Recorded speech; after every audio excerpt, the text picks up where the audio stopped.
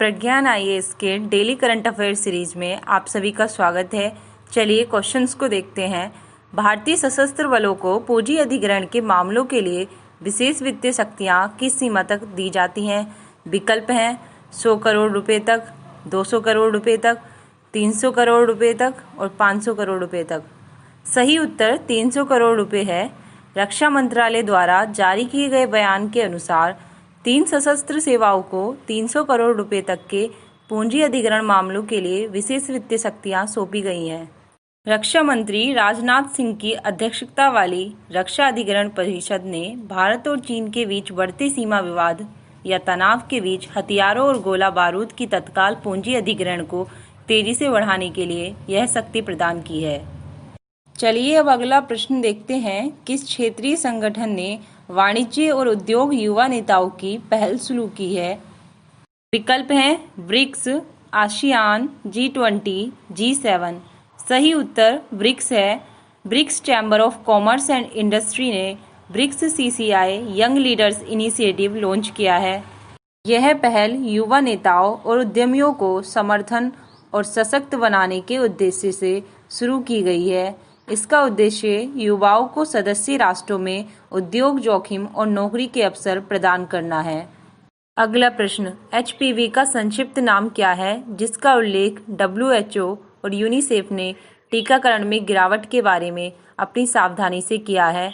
विकल्प हैं मानव papilloma virus, मानव protest virus, हेट्रोपैपिलोमा virus, हेट्रोपर्टुसिस virus. सही उत्तर मानव पैपिलोमा वायरस है। विश्व स्वास्थ्य संगठन और यूनिसेफ ने दुनिया भर में जीवन रक्षक टीके प्राप्त करने वाले बच्चों की संख्या में भारी गिरावट के बारे में चेतावनी दी है। कोविड-19 महामारी के कारण होने वाली प्रतिरक्षण सेवाओं में व्यवधान के कारण यह डुबकी देखी गई है। HPV यानी ह्यूमन पैपिलोमा वायरस के 106 देशों में भेजे जाने वाले टीके लैप्स होने के कगार पर हैं। डिप्थीरिया, टिटनेस और पर्टुसिस के खिलाफ टीके की 3 खुराक पूरी करने वाले बच्चों की संख्या भी पिछले 28 वर्षों में पहली बार कम हुई है। चलिए अब अगले प्रश्न को देखते हैं। नाबार्ड ने किस केंद्र शासित प्रदेश में 44 लाख रुपए की विकास परियोजनाएं शुरू की हैं? विकल्प हैं लक्षद्वीप, अंडमान निकोबार द्वीप समूह, गोवा और चंडीगढ़। सही उत्तर अंडमान निकोबार द्वीप समूह है। National bank for agriculture and rural development यानी नाबार्ड ने अंडमान और निकोबार द्वीप समूह में 44 लाख रुपए की विकास परियोजनाएं शुरू की है। जैसा कि हमने विगत करंट अफेयर में भी डिस्कस किया था कि ये परियोजनाएं स्वयं सहायता समूहों के विकास और गठन से संबंधित हैं।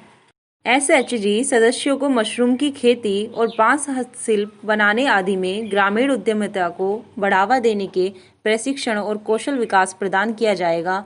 UT में नाबार्ड द्वारा एक वार्षिक सूक्ष्म उद्यमिता विकास कार्यक्रम भी आयोजित किया जाएगा।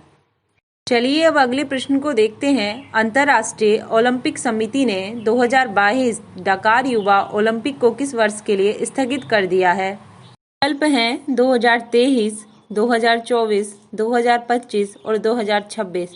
सही उत्तर 2026 है। अंतर्राष्ट्रीय ओलंपिक समिति ने 2022 तक 2022 डकार युवा ओलंपिक को 2026 के लिए स्थगित कर दिया है। कोरोना वायरस महामारी के कारण यह निर्णय लिया गया है। सेनेगल की राजधानी में होने वाला यूथ समर गेम्स अफ्रीका में आयोजित होने वाला ओलंपिक होगा। टोक्यो ओलंपिक जुलाई 2021 में और बीजिंग शीतकालीन ओलंपिक फरवरी 2022 में आयोजित होने वाला है।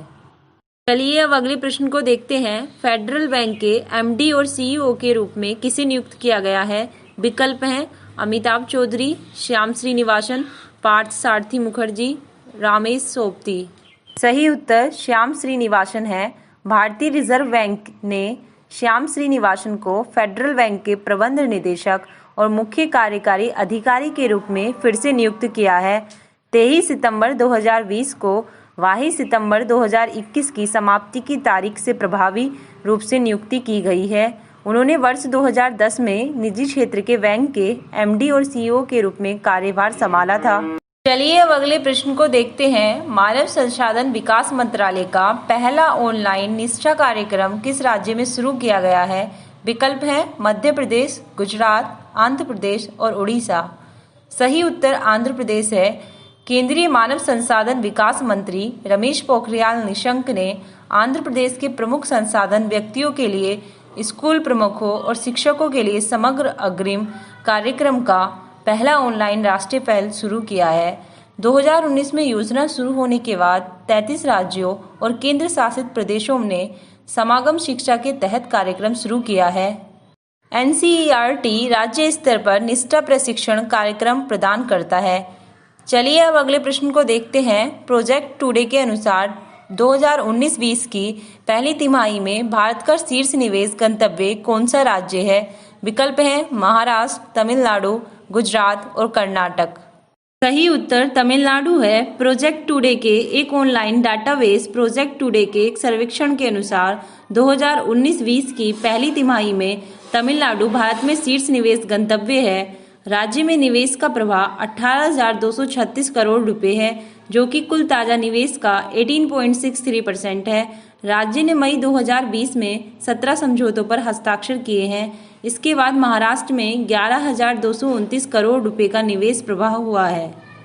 चलिए अब अगले प्रश्न को देखते हैं। जॉन लुइस, जिनका हाल ही में निधन हो गया है, किस देश के नागरिक अधिकार आंदोलन से जुड़े थे? विकल्प हैं संयुक्त राज्य अमेरिका, यूनाइटेड किंगडम, फ्रांस और जर्मनी। सही उत्तर संयुक्त राज्य अमेरिका है। जॉन लेविस, जो संयुक्त राज्य अमेरिका के नागरिक अधिकार आंदोलन के अग्रणी थे, हाल ही में 80 वर्ष की आयु में निधन हो गया है। उन्होंने वर्ष 1986 में अटलांटा से संयुक्त राज्य अमेरिका के प्रतिनिधि सभा में प्रवेश किया और वह लंबे समय तक सदस्य रहे कांग्रेस के।